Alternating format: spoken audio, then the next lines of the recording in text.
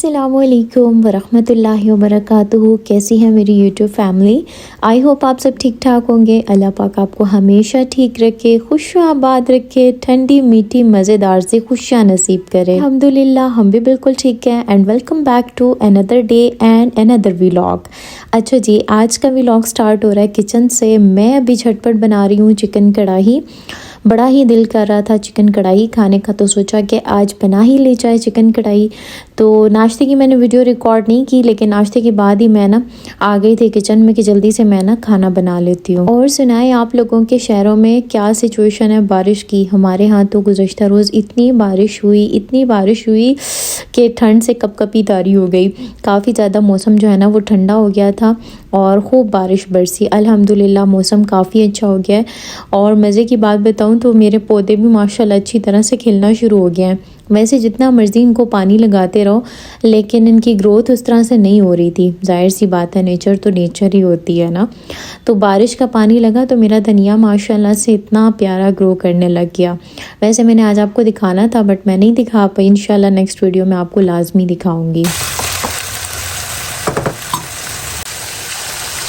से बारिश हुई है ना तो मौसम ठंडा हुआ है, तो उसके बाद से मेरा कोई काम करने का दिल ही नहीं करता। पता नहीं अजीब सी सुस्ती सी आ गई है। दिल करता है बस बिस्तर में बैठे रहो और बस गरम गरम रहो। बाहर जाओ तो इतनी ठंड लगती है। लेकिन खैर सर्दियों के भी अपने ही मज़े हैं। मैं आज अपने हस्बैंड को भी कह रही थी कि सर्दियों में फिर बंदा काम कर लेता है, काम अगर नहीं होता ना तो गर्मियों में नहीं होता। उफ़ उफ़ उफ़, इतनी गर्मी और किचन में काम, पसीने, ओहो। लेकिन यह है कि सर्दियों में भी मुश्किल होता है। ऐसा नहीं है कि सर्दियों में बहुत ही आसान होता है, लेकिन यह है कि गर्मियों में ज़्यादा टफ़ होता है ना, ऐसी बात।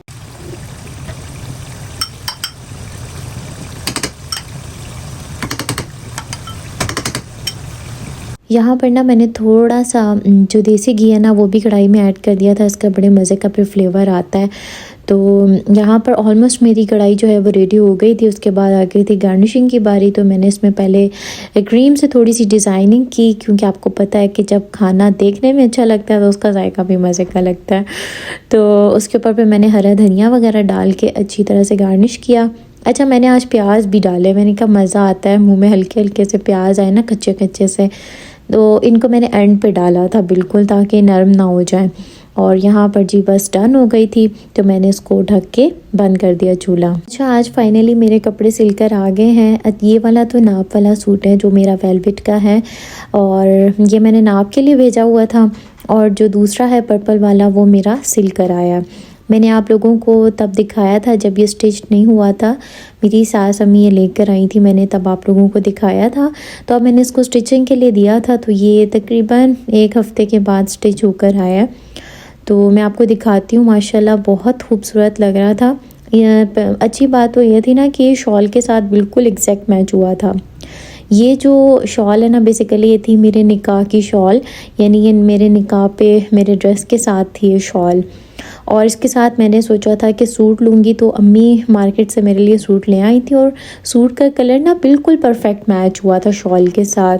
तो शॉल चूँकि काफ़ी इस पे काम वगैरह हुआ था, तो ये सोचा था कि इसका जो ड्रेस है ना उसको बिल्कुल सिंपल रखूँगी। तो बिल्कुल सिंपल ही ट्राउज़र सिलवाया था और बिल्कुल सिंपल ही शर्ट थी। बस ये था कि साइडों पे ना थोड़ी थोड़ी सी लेस लगवा ली थी, ताकि ना ये इकट्ठी ना हो शर्ट, इसको लेवल मिल जाए, सीधी सीधी भारी भारी हो जाए कमीज़। तो अब मैं आपको दिखाती हूँ। अच्छा, मैंने फ्लैश ऑन की हुई थी ना, तो उस वजह से दूर से थोड़ा और सा महरून सा कलर लग रहा था, लेकिन ये हकीकत में पर्पल कलर था, प्यारे वाला पर्पल कलर। मुझसे भारी कपड़े बिल्कुल भी नहीं पहने जाते, और मैं पहले वेलवेट इसलिए नहीं पहनती थी कि वो बहुत भारी भारी लगती थी मुझे। तो ये वाली जो वेलवेट है ना, जब मैंने ये महरून वाला ड्रेस लिया था तो तब मुझे पता चला था कि कोई माइक्रो वेलवेट भी होती है, और ये बहुत ही लाइट वेट थी, क्योंकि मेरे शोल्डर्स में पेन होता है अगर मैं हैवी ड्रेस पहनूं। तो ये इतनी लाइट वेट थी कि पता ही नहीं चलता था कुछ के पहना हुआ है। और फिर ना मैंने ये अभी जो सेकंड वाला ड्रेस है ये भी माइक्रो वेलवेट है, तो ये भी बहुत ज़्यादा लाइट वेट है और इजी है। मतलब आप इसमें ना तंग नहीं होते हो। मैंने तो स्वेटर्स पहनना भी इसीलिए छोड़ दिए कि मेरे शोल्डर्स में पेन होता है, मैं ना हैवी चीज़ नहीं पहन सकती। कभी कभार पहन लेती हूँ जब ज़्यादा ठंड लगे, लेकिन नॉर्मली मैं नहीं ना पहनती।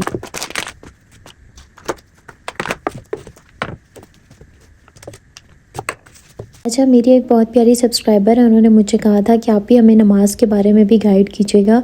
तो मैंने सोचा कि आज ना मैं आप लोगों से नमाज़ के हवाले से भी बात करूँगी, क्योंकि एक बहुत इम्पॉर्टेंट टॉपिक है जिसे हम सब भी मुझ समेत ही निगलेक्ट करते हैं। हकीकत तो ये है कि जब इंसान के पास वक्त होता है ना, उस वक्त तो वो बड़े आराम से अपने दीनी अरकान की अदायगी कर लेता है, लेकिन इम्तिहान तो तब होता है ना कि जब इंसान मसरूफ़ और मसरूफियात में से अपने रब के लिए टाइम निकाले। असल ईमान तो इसको कहते हैं। और शादी के बाद मेजॉरिटी गर्ल्स ऐसी होती हैं कि जो अपने इस फरीज़े से ना आहिस्ता आहिस्ता दूर होती चली जाती हैं, क्योंकि उनके ऊपर हाउस लोड बहुत ही ज़्यादा होता है। सूरह मुदस्सिर की एक आयत इतना इंसान के रोंगटे खड़े करती है ना कि जब लोग रोज़े महशर जहन्नमियों को झांक कर जहन्नुम में देखेंगे जिन्हें सख्त अजाब दिया जा रहा होगा, तो वो उनसे पूछेंगे मा सलकाकुम फ़ी सक़र, कि तुम्हें किस चीज़ ने जहन्नुम में डाल दिया। क़ालू लम नकु मिनल मुसल्लीन, वो कहेंगे कि हम नमाज पढ़ने वालों में से ना थे। वलम नकु नुतइमुल मिस्कीन, और हम नादार लोगों को, मिस्कीनों को खाना ना खिलाते थे। इस्लाम में एक तो नमाज और दूसरा खाना खिलाने की बहुत ही ज़्यादा अहमियत है। आपने कभी कुछ सतूनों पर खड़ी इमारत को देखा है? दिखने में कितनी खूबसूरत लगती है, जबकि उसके सारे सतून बिल्कुल सलामत हो, लेकिन अगर उनमें से एक सतून भी गिर जाए तो इमारत डावाडोल हो जाती है और इमारत खड़ी नहीं रह सकती। यही कुछ हाल इस्लाम का भी है कि हमारे इस्लाम की बुनियाद 5 चीज़ों पर है। सबसे पहले कलमा तय्यबा, नमाज, रोज़ा, हज, ज़कात। ठीक है, तो जब हम उस इमारत में से एक चीज़ को स्किप कर देते हैं, नमाज को स्किप कर देते हैं, तो हमारे उस इस्लाम की इमारत जो है ना, वो उसका कोई तवाज़ुन ही कायम नहीं रहता, वो इधर उधर डगमगाती ही रहती है। कल रैंडमली इंस्टाग्राम पे वीडियो स्क्रॉल करते हुए मेरे सामने एक वीडियो आ गई जो कि किसी आदमी ने बनाई हुई थी। एक मस्जिद में जनाजा रखा हुआ था, मैयत पड़ी हुई थी रात के टाइम पे, और इसके इर्द गिर्द कोई भी नहीं था, और वो शख्स बार बार उस मैयत को दिखा कर कह रहा था कि लोगों, यही हाल होना है तुम सबका, सब छोड़ जाएंगे तुम लोगों को, कोई नहीं आएगा तुमसे पूछने कि तुम्हारा नामा अमाल का जो हिसाब किताब था वो कैसा रहा, तुम पास हो गए या नहीं। लोग बस अल-फातिहा पढ़ के तुम्हें दफना आएंगे, फिर तुम्हारा और तुम्हारे रब का मामला। तो वो देखकर इतनी मेरे दिल पे कपकपी सी तारी हो गई कि हम किस तरफ जा रहे हैं। मरने के बाद तो सबसे पहला सवाल ही नमाज का है। बहुत सारे लोग ये कहते हैं कि हमारा और रब का दुआ का ताल्लुक़ है, हमें पता है नमाज़ पढ़नी है, लेकिन हमारा और रब का ताल्लुक़ जो है ना वो दिल का है। अल्लाह दिल की सुनता है, हमें नमाज़ पढ़ने की ज़रूरत नहीं है। ध्यान रखें कि हदीस का मफ़हूम है कि मोमिन और काफिर के दरमियान फ़र्क की नमाज करती है। बेशक मुसलमान अपने आप को कहते रहो। अगर अभी तक नमाज़ों में सुस्ती होती रही है ना, तो आज से नियत करें कि इंशाअल्लाह आज से कोई नमाज कज़ा नहीं करनी, हर नमाज अपने वक्त पर अदा करनी है। और जितनी नमाज़ें कज़ा हो गई हमारी ज़िंदगी में, हम नहीं भी जानते कितनी कज़ा हुई हैं, तो उनकी भी एक एक करके हम कज़ा लाजमी लौटाएंगे, ताकि अल्लाह के यहाँ हम सुरखरू हो सकें इंशाअल्लाह।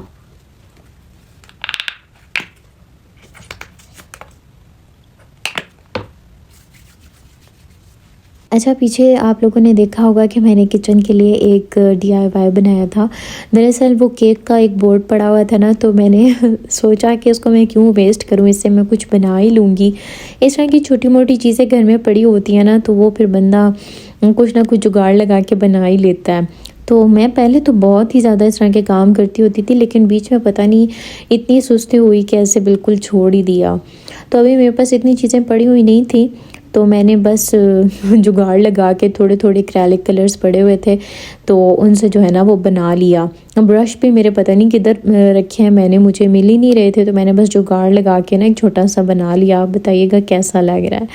इसके बाद जी मैंने ड्रेस पहन लिया था और माशाल्लाह इतना अच्छा लगा था मुझे। जो दर्जन थी ना, उसे मैंने वैसे कहा था गले का एक डिज़ाइन ना, लेकिन उससे थोड़ी सी कन्फ्यूजन थी। वो कह रही थी वेलवेट में मैंने इतने कभी बनाए नहीं है, तो इसलिए मैं वो नहीं बना सकती, तो मैं सिंपल बना लूँगी। तो सिंपल भी माशाल्लाह अच्छा ही लग रहा था, लेकिन पता नहीं मुझे बैन वाले गले कुछ ज़्यादा ही पसंद है। तो अक्सर मेरी कोशिश होती है कि मैं ना अपने कपड़ों पर बैन वाला गला बनवाऊँ।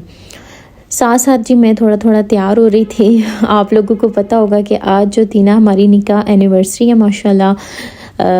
2 साल हो गए हमारे निकाह को, अल्हम्दुलिल्लाह सुम्मा अल्हम्दुलिल्लाह। और मैं आज ये सोच रही थी कि टाइम कितनी जल्दी गुज़र जाता है ना। सच कहते हैं कि ज़िंदगी की मिसाल ऐसी है जैसे कि एक बर्फ़ फ़रोश की ना बर्फ़ पिघलती जा रही है और वो सदा लगा रहा है कि ए लोगो, मेरा सरमाया पिघलता जा रहा है, तुम लोग ये मेरे से बर्फ़ ख़रीद लो। तो ज़िंदगी की मिसाल भी बर्फ़ जैसी ही है कि घुलती जा रही है, पिघलती जा रही है और टाइम का पता ही नहीं चल रहा कि कैसे गुज़रता जा रहा है। ये छोटे छोटे मोमेंट्स जब आप इंजॉय करते हो ना, एक दूसरे को स्पेशल फ़ील कराते हो, तो दरअसल ये वो यादें आप बना रहे हो जो बुढ़ापे में जाकर आपके चेहरे पर मुस्कान लेकर आएंगी। मैं हमेशा आप लोगों से भी यही कहती हूँ और मैं अपने हस्बैंड से भी यही कहती रहती हूँ कि ज़िंदगी बहुत छोटी और तलखियों से भरपूर है। आपको कदम कदम पर टेंशन्स मिलेंगी, परेशानियाँ होंगी, वर्कलोड होगा, इतना वर्कलोड होगा कि आप अपनी ज़ात को ही भूल जाओगे। तो ऐसे में जब रिश्ते निगलेक्ट होना शुरू हो जाते हैं ना, तो एक दूसरे की इम्पोर्टेंस ख़त्म हो जाती है।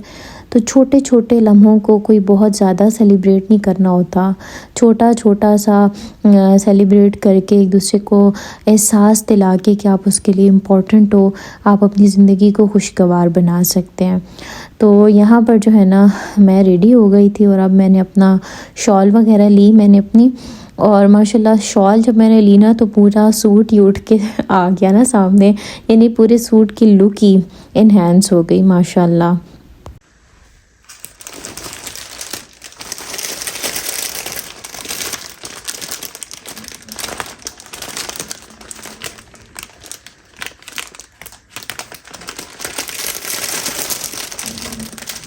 अदनान जब वापसी पर आए ना तो मेरे लिए बुके लेके आए थे, क्योंकि मुझे फूल बहुत ही ज़्यादा पसंद है। आपको इतनी फ़्रेश फीलिंग्स देते हैं ना, और मैं जब भी फूलों को देखती हूँ ना तो मेरी आंखें ऐसे लगता है जैसे ठंडी हो गई हैं। काफ़ी देर तक मैं इनको देखती रहती हूँ।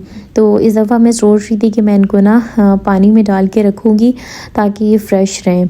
तो मैं इस टाइम पे ना इनके साथ एंजॉय कर रही थी, इनको देख रही थी और फ्रेश पॉजिटिव वाइब्स एंजॉय कर रही थी। हम इतना प्यारा दीन है ना कि उसने मियाँ बीवी के हकूक़ इतने खूबसूरत बनाए हैं ताकि कोई भी इस रिश्ते को बर्डन ना समझे। जहाँ बीवी को हुक्म दिया गया है कि उसे अपने शोहर को खुश रखना है, वहीं पर शोहर को भी कहा गया है कि उसके माल में बरकत का ज़रिया उसकी बीवी ही है। अगर वो अपनी बीवी को खुश रखता है, उसे इज़्ज़त देता है, तो अल्लाह पाक उसके माल में ना गैबी बरकत अता फरमाते हैं। और मुझे तो इतना प्यार आता है इस रिवायत को सुन के, जिसका मफ़हूम बताती हूँ कि अल्लाह पाक मुस्कुरा कर देखता है उस शोहर को कि जो अपनी बीवी को नमाज के लिए जगाता है और वो नहीं उठती तो उसके चेहरे पर पानी के छींटे मार के उसको जगाता है। इसी तरह अल्लाह उस बीवी को भी देख कर मुस्कुराता है जो अपने शोहर को नमाज के लिए जगाती है, और जब वो नमाज के लिए नहीं जागता तो वो उसके चेहरे पर पानी के छींटे मार कर उसे नमाज के लिए जगाती है। यहीं से देखें कि अल्लाह पाक ने इस रिश्ते को कितनी ज़्यादा इम्पोर्टेंस दी है, लेकिन बदकिस्मती से हमारा मुआशरा इस चीज़ को समझने से कासिर है। आई होप आपने आज के व्लॉग को पसंद किया होगा, तो वीडियो को मस्ट लाइक किया करें और चैनल को सब्सक्राइब भी कर दें। अपना बहुत सारा ख्याल रखें। अल्लाह हाफिज़।